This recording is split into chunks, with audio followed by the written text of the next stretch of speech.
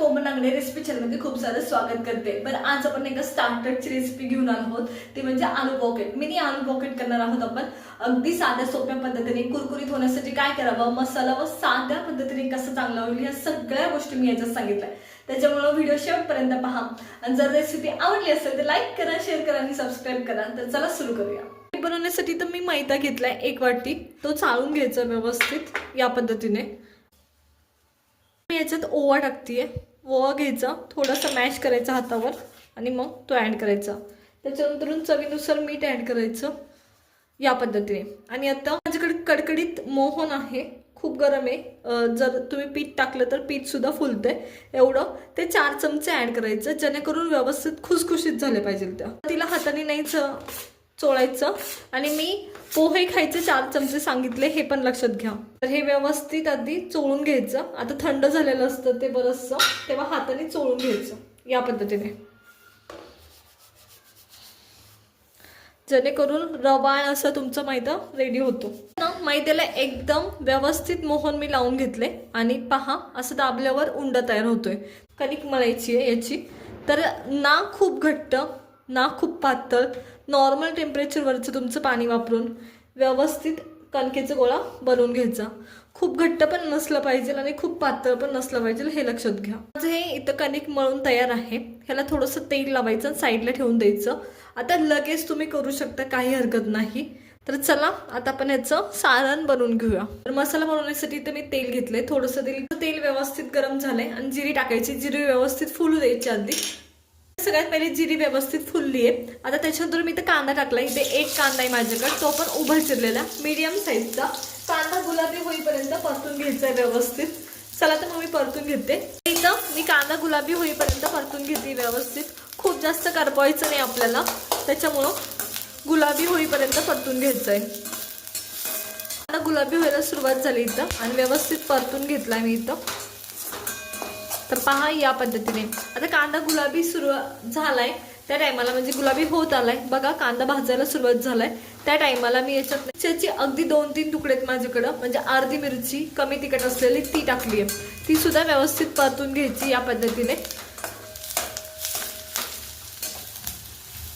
एकदा व्यवस्थित परतला ना की आपण सुके मसाले ऍड करायला सुरुवात करतोय। तर सगळ्यात पहिले माझ्याकडे इथं हळद आहे, ती व्यवस्थित मिक्स करून घ्यायची। माझ्याकडे इथं लाल मिरची पावडर आहे, ती ऍड करते। तुमच्या चवीनुसार ऍड करतोय। मी इथं 4 मीडियम साईजचे बटाटे घेतले, त्याच्यासाठी मी अर्धा चमचा लाल मिरची पावडर वापरली आहे। आणि माझ्याकडे इथं नाही का अद्रक आणि लसूणची पेस्ट आहे, ती ऍड करते। आता अद्रक आणि लसूणची पेस्ट मी नंतरून याच्यासाठी ऍड केली। आपण हे पॉकेट आहेत आलू पॉकेट, ते तळून घेणार आहे, त्याच्यामुळं अद्रक आणि लसूण सुद्धा व्यवस्थित त्याच्यासोबत फ्राय होतो, म्हणून मी नंतरून टाकला। आता हे मसाले व्यवस्थित 1 मिनिटभर व्यवस्थित परतून घ्यायचे या पद्धतीने। आणि आता इथं माझ्या नाही का 1 चमचा नाही का, टोटल सगळं मिळून 1 चमचा इथं माझ्याकडे जिरे, धन आणि बडीशेप आहे। ओबडधोबड वाटून घेतले हे मी, म्हणजे भाजले आणि खलबत्त्यात वाटून घेतले ओबडधोबड। म्हणजे तुम्ही 1 चमचा जिरं घ्या, 1 चमचा धने घ्या, 1 चमचा बडीशेप घ्या, भाजून घ्या आणि सगळ्याची पेस्ट करून ती ठेवून द्या, परत तुम्हाला उपयोगी येईल। त्याच्यातला फक्त 1 चमचाच आपल्याला, तिघांचं मिळून 1 चमचाच आपल्याला वापरायचं आहे। तर इथे 1 चमचा ती मी पेस्ट ऍड केली आहे। त्याच्यानंतर माझ्याकडे इथं शिजवलेला बटाटा आहे, इथं मी शिजवलेला बटाटा मॅश करून घेतलाय, तो ऍड करते। बटाटा व्यवस्थित मिक्स करून घ्यायचं या पद्धतीने।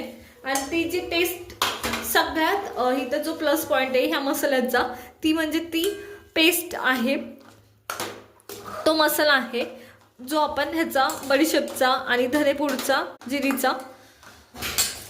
तर हे व्यवस्थित आता मिक्स करून घ्यायचं। आता हे ना आपल्याला खूप असं ओलं नसलं पाहिजे, हे लक्षात घ्या।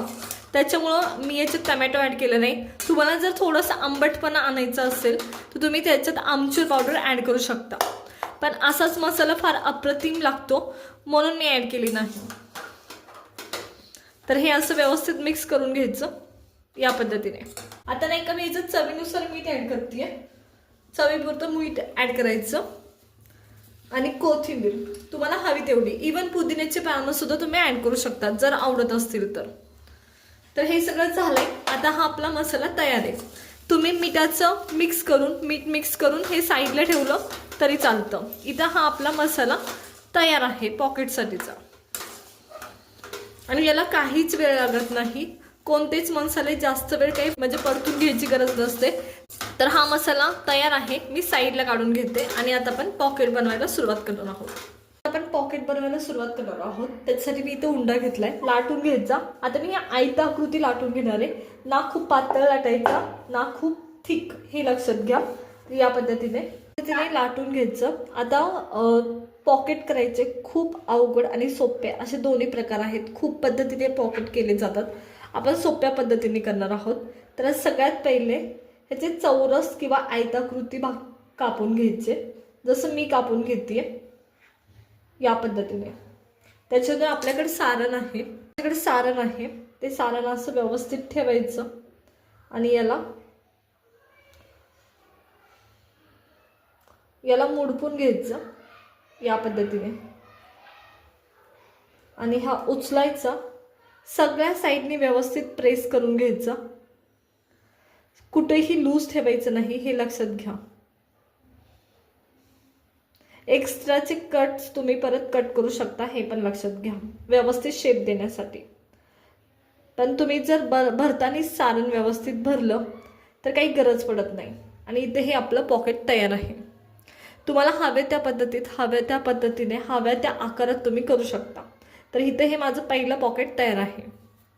इथे या माझ्या पॉकेट्स तयार आहेत. अशा आपल्या एका वाटीत नाही का 20 ते 25 पॉकेट्स आरामशीर तयार होतात. तर चला आता हे तळून घेणार आहोत. त्यासाठी इथे मी तेल घेतले, तेल व्यवस्थित गरम होऊ द्यायचं. तर तेल एकदम व्यवस्थित गरम झाले आणि मी ना आधी तळलेलंच तेल वापरलंय, त्याच्यामुळे असं दिसतंय. तर इथं तेल व्यवस्थित गरम झाले तेव्हा मी ना आपले पॉकेट्स सोडते आणि तेल नाही का पूर्ण बारीक गॅसचे, तेल मात्र उकळतं होतं, हे लक्षात घ्या. असताना टेम्परेचर त्याचं खूप होतं, पण सध्या बारीक गॅस आहे. तर बारीक गॅसवर व्यवस्थित तळून घ्यायचं. जर तुम्ही मोठा गॅस करून तळलं तर त्याचा कलर बदलतो लवकर आणि आतमधून कच्चं राहतं. त्याच्यामुळं सुरुवातीचं 1 मिनिटभर काही करायचं नाही, त्याला मिनिटभर होऊ द्यायचं तेल एकदा गरम झाल्यावर. आणि मग मात्र थोडं थोडं हलवत हे व्यवस्थित तळून घ्यायचं या पद्धतीने. आणि जर एखादं पॉकेट फुटलं असेल तर त्याच टायमाला ते साईडला काढायचं, नाहीतर सगळं तेल खराब करतं. तर पहा, लगेच तेल व्यवस्थित गरम असले ना की ते व्यवस्थित फुलायला सुरुवात होते. आता नाही का इथून नाही का हे कंटिन्युअसली हलवायचं, नाही तर एका ठिकाणी खूप जास्त कलर येतो आणि एका ठिकाणी बिलकुल कलर येत नाही. त्याच्यामुळे हे हलवत हे पॉकेट्स तळून घ्यायचे या पद्धतीने. व्यवस्थित तळून झाले आणि मी तुम्हाला कलर दाखवते. आता हा कलर नाही का इनप आहे, इथपर्यंत हे व्यवस्थित या स्टेजला ना तळून झाले. तुम्हाला आणखी समोसासारखं कलर आणायचं असेल तर तुम्ही आणखी तळू शकता, पण हवं असेल तर याच टायमाला तुम्ही काढू शकता. तर चला मी साईडला काढून घेणार आहे, कारण थंड झाल्यावर सुद्धा याची तळण्याची प्रोसेस कंटिन्युअसली चालू असते. त्याच्यामुळं थोडासा डार्क कलर आणखी होतो खाली काढल्यावर. तर तुम्हाला मी दाखवते कसं ओळखायचं. नॉर्मली एक जेव्हा तुम्ही झाऱ्यात घेता ना तर त्याचा जर तुम्ही असं वर खाली केलं तर कुरकुरीत असा आवाज येतोय, पहा या पद्धतीने. असं जर तुमचा आवाज येत असेल तर हे साईडला काढून घ्यायचं. याचं साईन येते ते व्यवस्थित तळलंय. तर हे मला तळायला 10 मिनिटं लागली कंप्लीट. तर चला हे मी साईडला काढून घेते. आणि फार अप्रतिम तळून होतात आणि खूप सुंदर लागतात.